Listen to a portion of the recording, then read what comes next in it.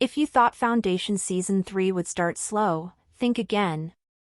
The show kicked off with an absolute bang, and at the center of it all, the Mule, finally making his grand entrance as the villain we've all been waiting for. Did you catch that opening scene where he wiped out Archduke Balerian's entire army with a smile? Chilling, right?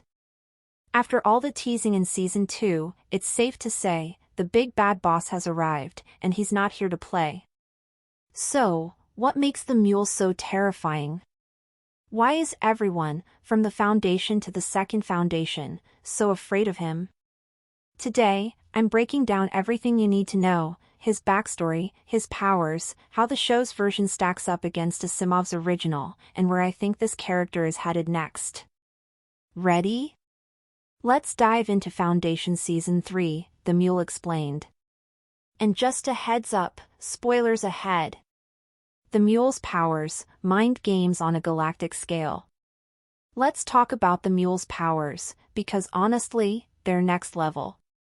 Remember Telm from Season 2?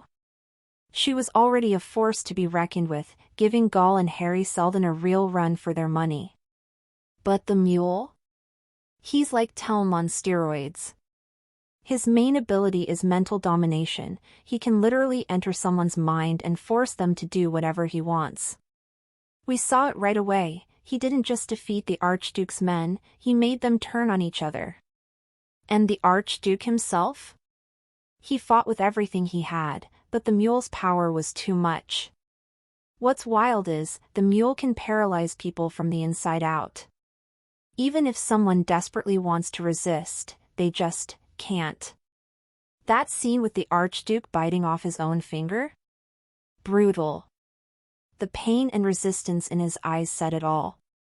But that's not all. The Mule can also enter a person's mind like it's a physical space, digging through memories, manipulating emotions, and using what he finds to control people even more deeply. It's like psychological warfare, but on a whole new level. And if you've read the books, you'll know he's even more dangerous there.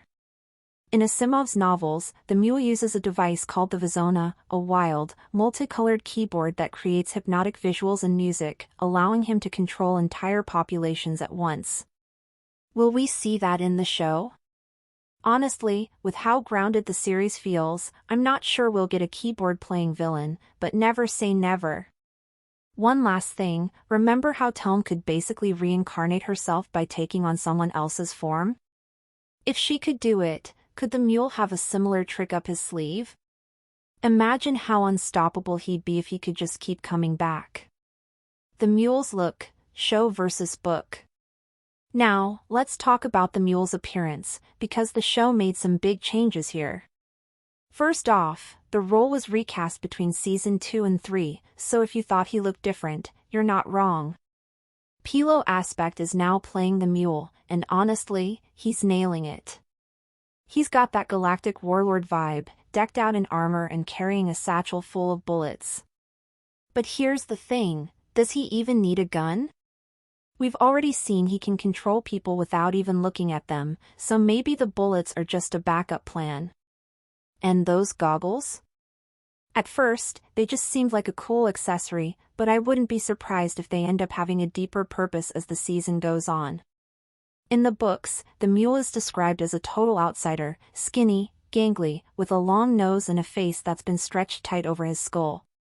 People mock him, call him a freak, and the only thing that stands out in a good way is his sad, brown eyes, probably from a lifetime of being bullied for something he couldn't control. The show went in a different direction, making him more cunning and charming, which honestly fits his powers.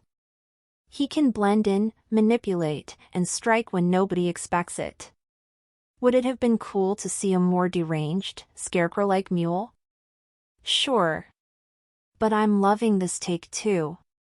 Plus, Pilo Aspect has played some great villains before, so I'm excited to see where he takes the character. The Mule's motive, conquest and revenge. So, what's driving the Mule?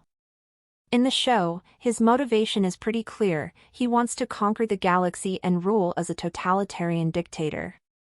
But there's more to it than that. He's obsessed with destroying Harry Seldon, Gul Dornick, and the Second Foundation. Why? Because he knows they're the only real threat to his plans.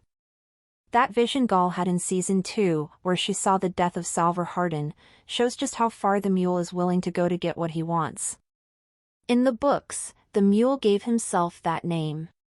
He started out as a criminal, using his mental powers to manipulate people on his home planet. After escaping, he set out to conquer the galaxy out of pure hatred for how he'd been treated. His first big move?